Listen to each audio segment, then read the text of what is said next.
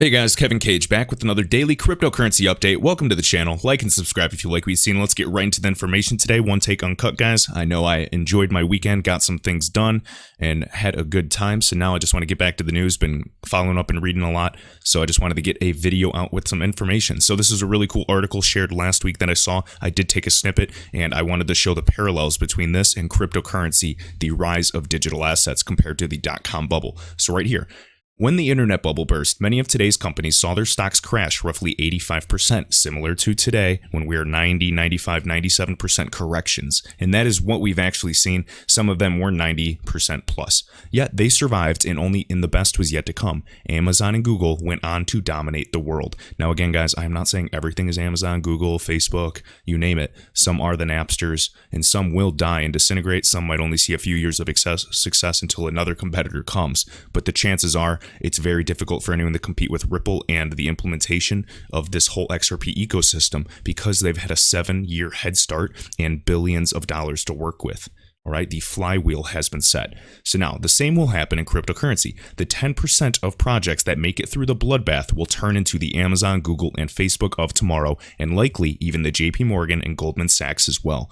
Not to mention maybe even the governments of the future, like digital direct democracies or liquid democracies. And this is reminding me of this whole concept, whether it's, XRP pooled liquidity, even that one term X pool that I discussed with, that was trademarked. It makes you wonder if there will be one giant pool of liquidity for all of these banks, institutions, corporations to source on-demand liquidity from.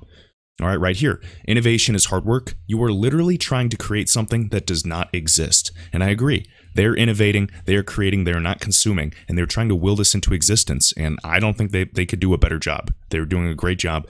Me personally, I'm invested in XRP. I have confirmation bias. If you disagree, that's fine. Just please back up your, claim.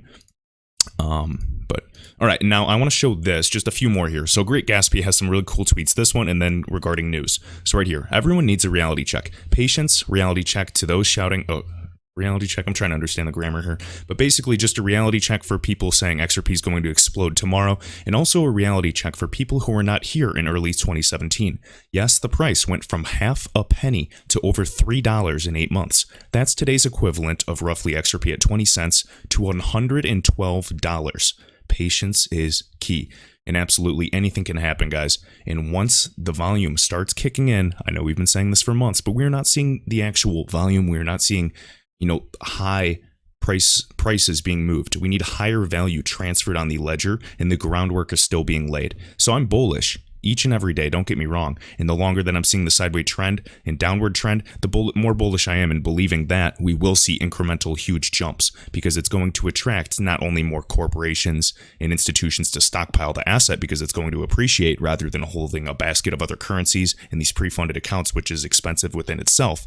But it'll actually attract more of these market makers and liquidity providers and everyday traders, because they want to be in that bridge asset. They want to take advantage of that spread and make money as well. And then it'll attract, lastly, us retail people, because we'll see it as a store of value or potentially, obviously, an appreciating asset. Right here. And this is a quote, I guess. So banks will never hold digital assets. LOL. They don't have to with this rule. What I've said for 2 years, third party hedge funds he's referring to will hold in custody, and in my opinion are already holding these banks and financial institution digital assets. Picture clear enough yet? Carry on. And he's just referring to this. So this is the final rule amendment, and hopefully I'm pronouncing this right, Volcker rule. And this changed to Dodd-Frank and allows banks, guys, to invest into hedge funds. Hedge funds own the cryptocurrency. This law is changing. U.S. law is changing and is effective January 1st, 2020. So right here, as we can see on Cointelegraph, Germany, new proposed law would legalize banks to hold Bitcoin as well. We are seeing this. We are seeing the developments of central bank digital currencies. I remember, a year and a half ago, 2 years ago, whenever it was, people were telling me this would never happen. And I'm not a big advocate for Bitcoin. I personally do not believe it will ever be, 200,000 per token, a million, like some people do, just because I kind of think it's more of a distraction. I don't think the tech is good, and I think it might be able to maintain higher values, but I'm still expecting a retracement. I could see it drop to, 6,500, if not lower again. And to me, I want a return on my investment, and that is why I'm buying assets that are very, very low and have the most upside. And right now, XRP is one of those, and then some other altcoins. But to me, XRP is here to stay.